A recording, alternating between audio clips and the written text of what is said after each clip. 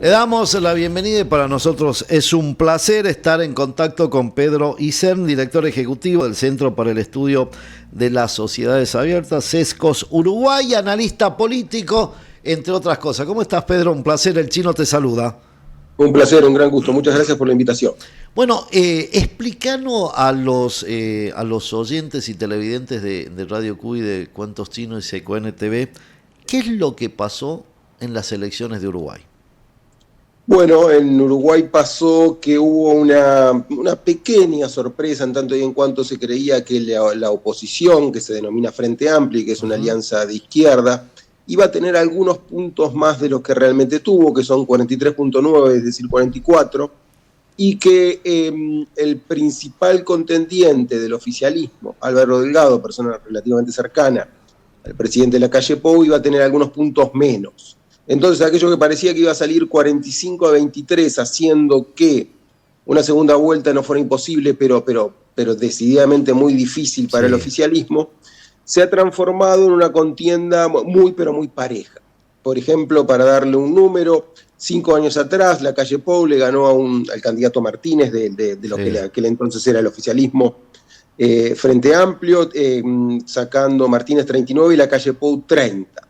Y aquello que parecía un simple triunfo, un fácil triunfo de la Calle Pou, en segunda vuelta se transformó en un triunfo por 1 punto y pico. Con lo cual, si uno hace números, es cierto que la coalición oficialista, que se llama Coalición Republicana, porque reúne a blancos, colorados, Partido Independiente y Cabildo Abierto, ahora está en medio de un optimismo que no necesariamente representa lo que yo creo que va a suceder, que es una elección decididamente pareja. Más allá de que el Frente esperaba más de lo que logró, es hipercompetitivo para una segunda vuelta. Tome usted en cuenta que es 44-27, sí. Más allá de que hay, insisto, una coalición entre blancos, colorados, Partido Independiente y Cabildo Abierto, que es un partido de derecha que forma parte de esta coalición, que en segunda vuelta el voto es bastante, en ese sentido, el 90% de esta coalición va a ir a votar a Álvaro Delgado, y eso constituye lo que será, insisto, una elección muy pareja. Un final abierto, Pedro, no está definido. Ahora, la sensación que me queda, y eso te quería preguntar, ¿influyó que fuera tan alta la participación de votantes? Bueno, Uruguay tiene una larga tradición, usted sabe, ¿no? de una sociedad politizada que participa, y este número ha sido realmente, no sé si una sorpresa, ¿no? Pero un número muy elevado que en un punto influyó, yo creo que marginalmente, ¿no? En definitiva, de la elección pasada, que fue 80 y pico a 90%, yo creo, y la verdad que no he visto números, que esa diferencia se ha distribuido en forma bastante normal, es decir, entre los resultados finales, ¿no? Ha sido equitativo, digamos, decís eso, no llevó que tenga un beneficio concreto por alguna de las listas. Yo creo que no, todavía tenemos que analizar los datos. En ese sentido, la sorpresa viene por otro. Una pequeña sorpresa. En definitiva, se decía que podía llegar a 46, más allá de que algunos querían ganar en primera vuelta. Eso era prácticamente imposible. Y de 46 se pasó al 44. Hubo 2 plebiscitos en Uruguay, uno sobre la seguridad social, que hizo mucho ruido. Es decir, lo que impulsó una parte más radical del Frente Amplio, es el fin de lo que en Argentina se denominarían las AFJP en su momento, ¿no? No como pasó en Argentina en el 2009, vía zarpazo en aquella oportunidad, sino vía plebiscito. Y en ese sentido el Frente se encontró en una cierta trampa entre sus sectores radicales que impulsaban, por ejemplo el PIT-CNT, que eran los sindicatos, y el Partido Comunista, que tiene una fuerza importante en el Frente, que impulsaban la reforma por el sí, y el candidato a presidente y los sectores más moderados, que en un principio estaban un poquito equidistantes y que después impulsaron el no. La reforma alcanzó el 38% de los votos. Y en ese sentido una parte importante del Frente no la votó. Eso pudo haber generado cierta falta de afecto societatis dentro de un frente. En definitiva, es un frente. Sin duda. Es un partido, pero es un frente. Son varios partidos y en ese sentido pudo haber conspirado contra esos puntos que el Frente cree que le faltan. La gran incógnita, yo creo, una buena pregunta en cara al balotaje es ver cómo, una vez ya dejado de lado esta cuestión tan disruptiva y divisiva del plebiscito, cómo el Frente rearticula su fuerza para ser competitivo. Obviamente competitivo va a ser, las dos fuerzas son competitivas, dado que es una elección tan pero tan pareja, todo juega y al final eventualmente esta cuestión de que ahora no está este factor divisivo del plebiscito podría jugar a favor del Frente Amplio. Esos 7 puntos que le faltan, por decirlo de alguna manera, ¿vos crees que hubo también fuga por este planteo que se hizo del plebiscito? Sí, yo creo que hubo fuga vía una mayor capacidad de movilización, una menor capacidad de movilización. El Frente Amplio es de las coaliciones políticas o partidos de la región y de las que yo conozco en el mundo, probablemente el que tiene el piso más alto. Es notable la capacidad del Frente de articular ante cualquier situación. El más fidelizado, por decirlo de alguna manera.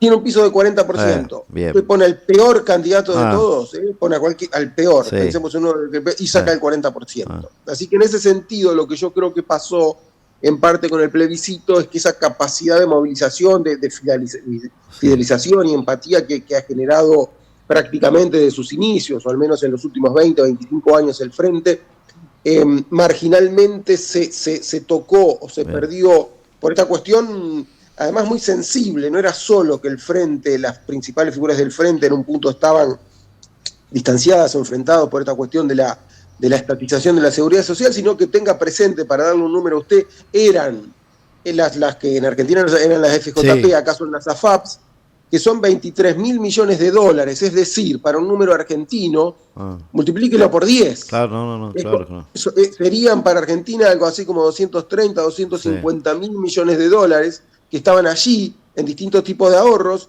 y que estaba la propuesta de modificar esas reglas de juego. Si eso hubiera salido, hoy habría habido un pacto en los depósitos, en el precio del dólar, en el precio de los bonos uruguayos, formidable. Así que no era una cuestión menor por la que se peleaba. No, era estructural. Una cuestión central y muy responsable. En un punto, al final del día, y una parte importante del Frente, ¿no? Cree eso pero muy responsable. Pedro, si me lo tuvieras que definir a Yamandu, ¿cómo lo definirías? Es una pregunta complicada, ¿no? Él fue intendente del departamento, es decir, la provincia, ¿no? El departamento de Canelones, ligado, lindante con Montevideo, que ha crecido mucho en los últimos 20 años, tiene una ciudad que probablemente muchos argentinos conozcan, que es la ciudad de la costa, que literalmente está lindante a Montevideo y que ha crecido de una manera formidable. Es un frentista particular, es muy campechano, de una capacidad de llegar a la gente, sin definiciones profundas, y eso es en parte su propia historia más una estrategia política, y en definitiva cuando uno encuentra este tipo de personajes que no tienen grandes ideas, que no se juegan por grandes definiciones o concepciones y llegan y está casi por llegar a la presidencia, o uno lo critica o uno en verdad ve allí una virtud en tanto y en cuanto ha sido lo suficientemente capaz de tener determinada versatilidad como para lidiar con las distintas fuerzas y bueno, ganar la interna, posicionarse y eventualmente estar cerca de la presidencia. Si no llegara a ser presidente, va a estar usted escuchará sistemáticamente la crítica de esta persona que no se define, que no tiene una ideología contundente, que es de izquierda, pero tiende a una cuestión neopopulista, pero a veces que genera un diálogo con todos, difícilmente te caiga mal. Es una persona que difícilmente te caiga mal y que si tú hablas con él te lleves una mala impresión, salvo que estés buscando alguna definición contundente, tanto filosófica como política, y en ese sentido decididamente no la vas a encontrar. Los acomodaticios de la política, por decirlo de alguna manera, discursivamente. Un pragmático, yo diría. Sí, es una persona, un pragmático dentro de una coalición de izquierda que tiene algunos actores de mucho peso, de una izquierda históricamente dura, ¿no? Así que ahí él ha hecho un malabarismo en tanto y en cuanto, por ejemplo, está en el MPP, que es el movimiento interno de Mujica, de Topolansky, que vienen de una cuestión ideológica fuerte. Y él evidentemente ha construido una alianza tácita en donde por un lado está esa fuerza política que defiende determinadas ideas o ideales y por otro lado está este personaje pragmático que en la juxtaposición evidentemente hasta ahora ha funcionado, más allá de que esperaron un mejor resultado, y que bueno, ahora habrá que ver cómo funciona en el camino de la segunda vuelta y más importante aún, si llegaran a ganar, claro. con qué ideas gobernarían. Hay un gran candidato a ministro de Economía, que se llama Gabriel Odone, y que es una persona, sí, con ideas claras, que lo que sería un socialdemócrata moderno, sí, ¿no? Que tiene clara la complementación entre Estado y mercado, y que en ese sentido sería un actor importante para la lógica interna de la coalición. Bueno, lo que uno, y no te robo más tiempo, te hago la última pregunta, uno lo que percibía por ahí es como esa permanente demanda insatisfecha que hay en este último tiempo, en las últimas elecciones, sobre todo en este sector del continente, en que buscan, digamos, como el vaso medio vacío, como decimos. ¿Esto lo percibiste? Porque se escuchaba, bueno, la calle Pou, pero quedaron muchas medidas, como una demanda insatisfecha de algunos sectores que no fueron cumplidos. ¿Esa es la evaluación que haces en referencia al gobierno que termina? Bueno, Uruguay es un país con una tradición conservadora muy fuerte. Es muy difícil, es muy poco común que llegue un gobierno y haga cambios radicales, para bien o para mal. No, al final del día uno dice, bueno, esto es bueno o es malo. Y bueno, depende de la situación. Y en ese sentido, la administración de la calle Pou ha sido razonable sin grandes transformaciones justamente de fondo, en un país que institucionalmente funciona bien y muy bien, y en términos económicos funciona de regular a bastante bien, en un contexto donde, si se comparara con indicadores argentinos, obviamente estamos en otra dimensión, en todo sentido, ¿no? En transparencia, en inflación, en todo tipo de funcionamiento del sistema político y económico. Pero mientras las instituciones funcionan bien, la economía evidentemente necesita una transformación que tendría que ser de fondo, pero es difícil de fondo. Pero aquí hay un Estado, lo que se denomina el Estado vallista. Cuando los argentinos escuchen hablar del Estado vallista, es el primero y más desarrollado estado de bienestar en lo que denominamos América Latina, que es una idea muy clara y muy diseminada en la sociedad uruguaya, así que ese estado de bienestar estará allí para quedarse. Pero por otro lado, si es que está allí para quedarse, es necesario, en un punto imprescindible, una reforma concreta y profunda. Y la calle Pou, que venía con ese mandato, que en un punto lo había explicitado, queda en cierta medida a mitad de camino. Así que ese es su debe.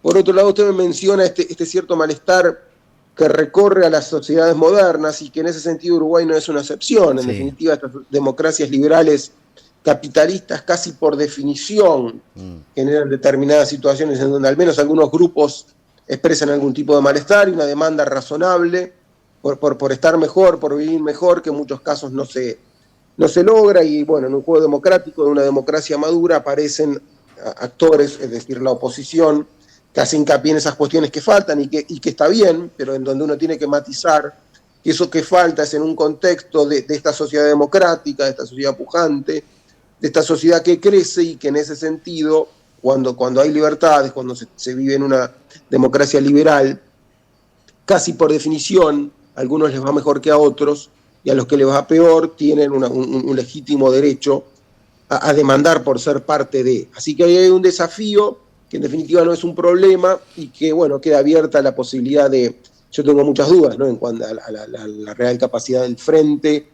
de generar reformas verdaderas y profundas para un Uruguay mejor. Tampoco hará cosas para un Uruguay peor, no hará muchas cosas para un Uruguay peor. Pero bueno, quedaremos en esta cuestión de a mitad de camino, ¿no?, en esta lógica conservadora que le mencionaba, que tiene sus pros y tiene sus contras. Pedro, un placer como siempre, y te agradezco esta deferencia de hablar con nosotros. Un abrazo grande. A las órdenes, y el placer ha sido mío. Hasta pronto. Pasaba Pedro Isen, analista internacional uruguayo, en referencia a las elecciones que sucedieron este fin de semana. Se espera la segunda vuelta para definir quién será el próximo presidente de Uruguay.